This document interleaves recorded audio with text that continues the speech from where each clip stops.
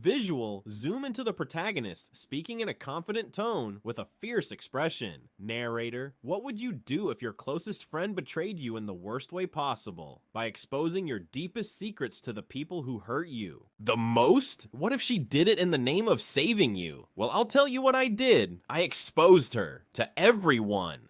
Visual, cut to dramatic slow motion shot of protagonist typing in a group chat, sending the explosive message. Narrator, if you've ever dreamed of serving justice to someone who wronged you, hit that like button, subscribe, and buckle up. Because this is about to get real. One betrayal, one revenge, and the perfect balance of karma. Let's dive in. Full narrative expansion, 6 to 13 minutes. Detailed setup. Narrator, I'm 18, and like most people my age, I've had my fair share of struggles. But one thing that hurt more than anything was the way my parents treated me. They were strict, controlling, and honestly pretty suffocating. When I posted on Reddit about how they cut me off, about the pain, the heartbreak, the unfairness, only one person knew about it. That person was my best friend, or at least I thought she was. Visual, flashbacks of protagonist talking with her best friend and sharing her struggles. Narrator, she knew everything. I trusted her with my story, and for a while, I thought she was the only one who really understood, but one day, she did something that shattered my world. And 2, conflict escalation. Narrator, this friend of mine, let's call her Samantha, didn't just hear my story, she ran to my parents. She didn't even think twice about the fact that I had confided in her. No, she just barged into my parents' lives and told them everything. The post, the emotions, everything I wanted to keep private. And then, like nothing was wrong, she tried to justify it. Visual, Samantha's face, cold and calculating as she tells the protagonist that she was trying to save her. Narrator, I confronted her, of course, but you know what she said? She was trying to save me. Save me from myself, apparently. From the overreaction of wanting to escape my controlling parents. Turning point, narrator. But here's where things got messy. I didn't just feel betrayed. I was furious. Furious at the disrespect, at the audacity. I mean, how could someone I trusted do something so cruel? And then she kept brushing me off, acting like I was the one in the wrong. So I took a step back. And I thought about it. Visual, protagonist pacing in a dark room, head racing with ideas. Narrator. Samantha had her secrets too, though, and I knew them all. She had been secretly hooking up with a guy who already had a girlfriend who was one of our mutual friends. She used to brag about it. She'd tell me everything. Every stolen kiss, every sneaky encounter. Visual, flashbacks of Samantha gossiping excitedly to the protagonist about her affair.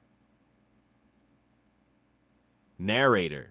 I wasn't sure at first, but then it hit me. I had something on her, something she would never want anyone to know. Revenge planning and execution. Narrator. And that's when the plan started forming. I wasn't going to just forgive her. I wasn't going to sit there and let her get away with ruining my life. So I decided if she wanted to expose me, I'd do the same thing to her. But I wouldn't just tell her secret to my parents. No, I'd go straight for the heart. Visual, protagonist typing into a group chat with her friends. The camera zooming in slowly as her fingers hover over the keyboard. Narrator, I'd expose her to the people she was trying to impress the most. Our group of friends. The ones who admired her. The ones who thought she was perfect. So I accidentally let it slip. Visual, screenshot of group chat popping up on screen, showing the message about Samantha's affair. Narrator, I hit send. And then I sat back. I waited. Sensory details and internal monologue. Narrator. I won't lie, I felt a rush of adrenaline. It wasn't just satisfaction, it was vindication. I had finally leveled the playing field. I could already hear her voice in my head, the one she used when she tried to justify herself. She'd definitely regret this. Visual, protagonist sitting back, feeling a sense of calm, almost serene, as the group chat explodes with reactions. Climactic revenge. Payoff. Narrator. Within minutes, the responses started pouring in. Wait, what? No way, is this real? Samantha, you seriously did that?